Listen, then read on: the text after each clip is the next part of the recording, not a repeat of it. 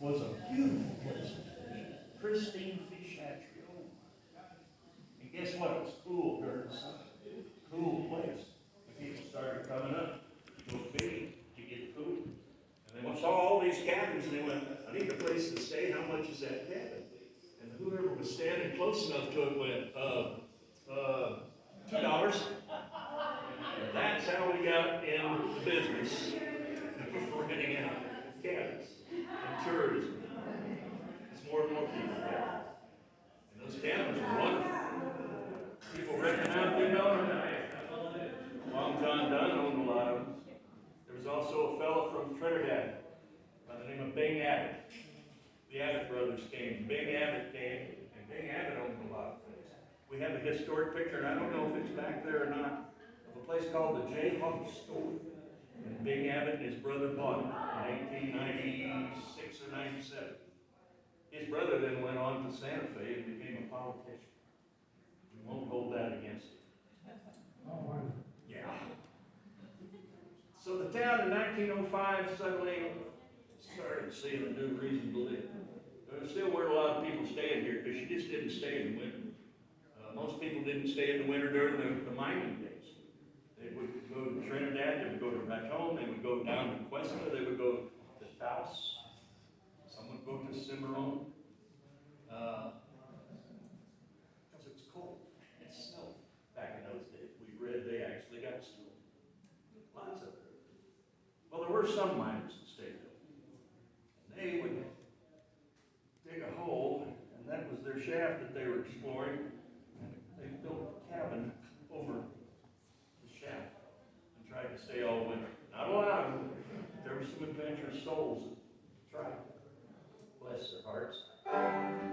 This place went through a mining boom for a while, and then it was over.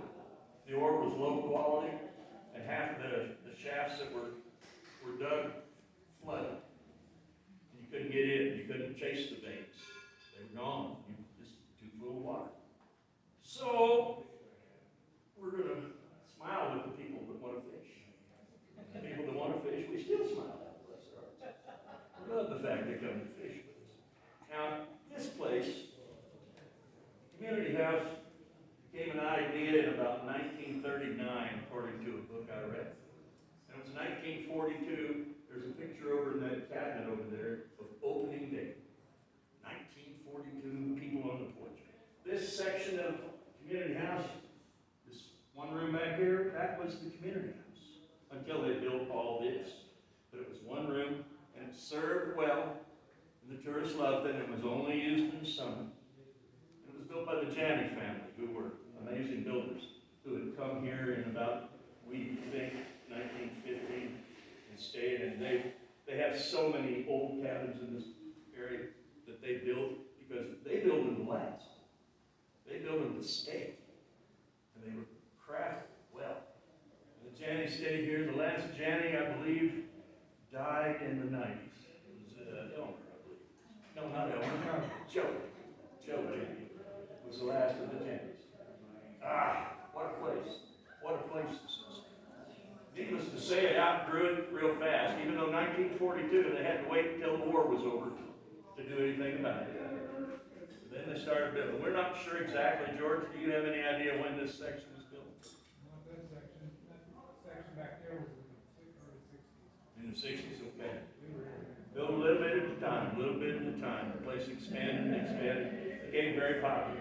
Why, this was the square dance capital of New Mexico for a long time.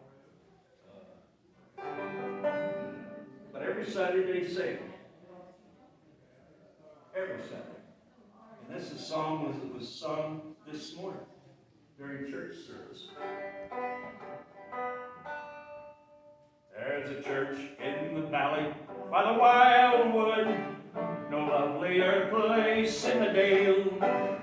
No spot is so near to my childhood as a little brown church in a vale. Oh, come to the church in the wildwood, come to the church in the dale. No spot is so near to my childhood as a little brown church in the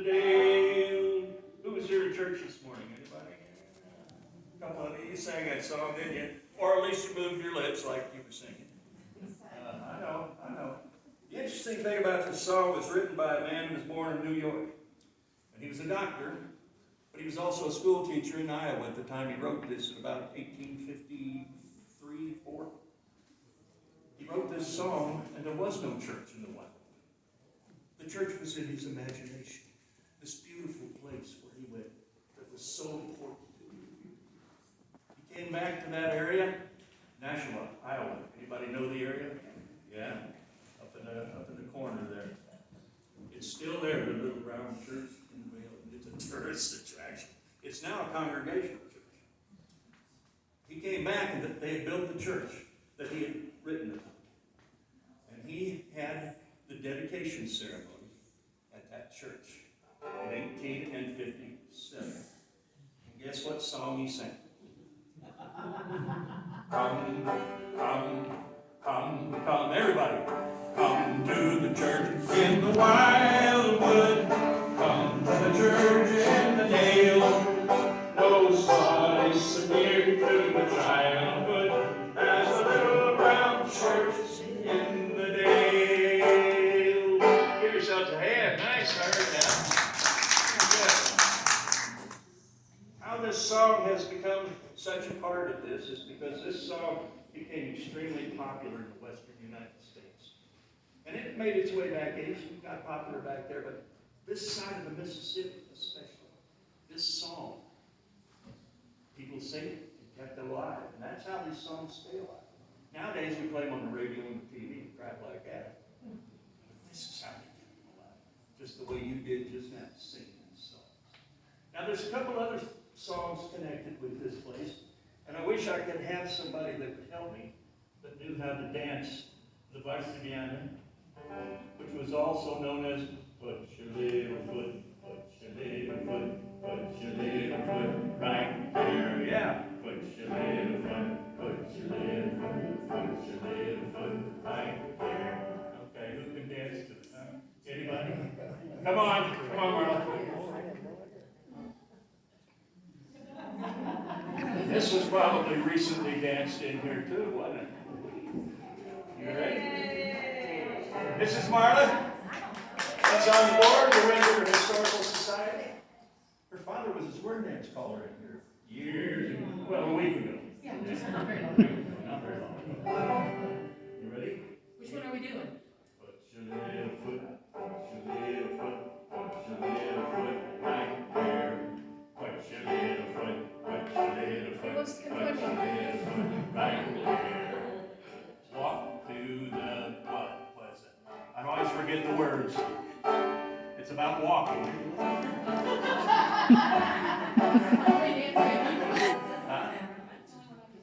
Okay. Nice everyone. The song started out as La Varsimiana in Poland originally, and then it kind of spread its way to Paris and made its way all through Europe. And as it made its way to Europe and then to this country, it changed. They had variations as songs do that the people take. Next thing you know, they're singing the words that belong to them and their place. And they're doing different steps. The southern part of this state in the 1930s, that song was big stuff. People loved it. Just loved it.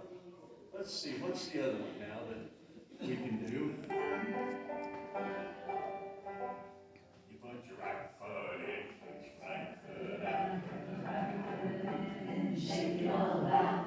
Do the hokey pokey and you turn yourself around. That's what it's all about. And that was another song that this place loves, as you can tell, everybody still loves. The community house has been an amazing part of the history of this town. And it's gone through some hard times, but it's always, someone always rises to the occasion. It's always the people involved in this community house that made it what it is. And I'm so pleased to be here today. I have played weddings and funerals. I've played fundraisers. I've played concerts, you name it. If I could get away with it, I'd do it in here. Because I love playing in this room. I love being in this room. So one more song for you. Now this, I'm not sure we've documented that it was played in Red River in the early days. The odds are very good that it was. Because it's been around a long time in a lot of different forms. Just like folk songs are, a lot of different forms.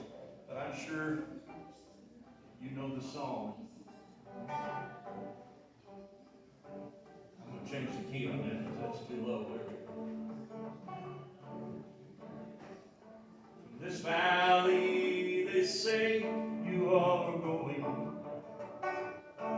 We'll miss your bright eyes and sweet smile. For they say you have taken the sunshine that brightened our trails for a while. Sing with me, come on. Come and sit by my side if you love me. Now hasten to bid me adieu. Just remember this Red River Valley and the ones here love you so true. This song was written about 1873 by a doctor from Ohio by the name of Brewster Higley. He had left Ohio and he moved to Kansas. And in 1873, he was in the middle of nowhere. It's possible that Dr. Higley had to move somewhere where nobody was. He had 3 wives, all of whom died of poison. There is a theory that perhaps he had experimented with certain herbs and medicines.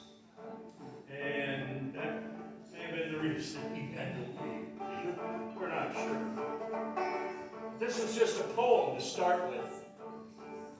And it was in the Kerwin County Chief in 1874, a newspaper in Kerwin, Kansas, that no longer exists. But it didn't matter because it wasn't much of a town. See, in Kansas, there wasn't nobody there. Only the Pawnee came through, following the big herds. They came through in the winter on their way south because it was cold up north where the Pawnee lived. If I can remember this verse, you're going to see why Brewster Higley thought it was special.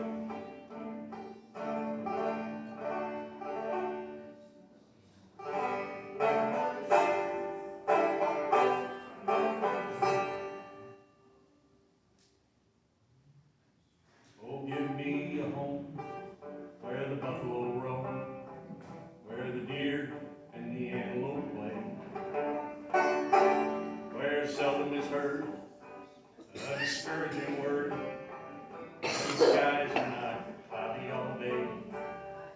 Seldom is heard a discouraging word because there wasn't nobody there. Home on the range, where the deer and the antelope play, where seldom is heard a discouraging word, the skies are not cloudy all day. Oh, give me the gale of the Solomon's Vale, it's a river, where life streams with buoyancy flow. On the banks of the Beaver, where seldom if ever any poison of herbage doth grow.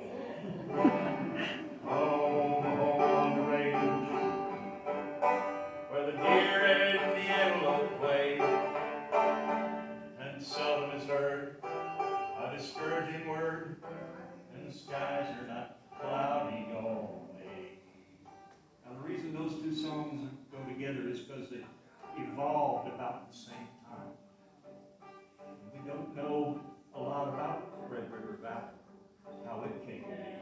But it was known in Kansas about the time that this song, which was also known as my prairie home, my home on the prairie, my home in the hills, my Colorado mountain home, had a name.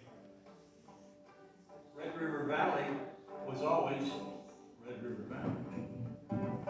Now, what Red River are we talking about? The Red River in the Dakotas? We're talking about the Red River that starts, the headwaters are in eastern New Mexico and flow between Oklahoma and Texas. And I've even seen it flowing into Louisiana. Gonzales, Louisiana has a Red River Valley Festival every year, or they used to. As you go to your homes on the prairie, just remember all the sweet hours that we spent in the Red River Valley, and the love we shared amongst the flowers. Sing with me now. Come and sit by my side if you love me. Do not hasten in being new. Just remember this Red River Valley, and the ones here who love you so true.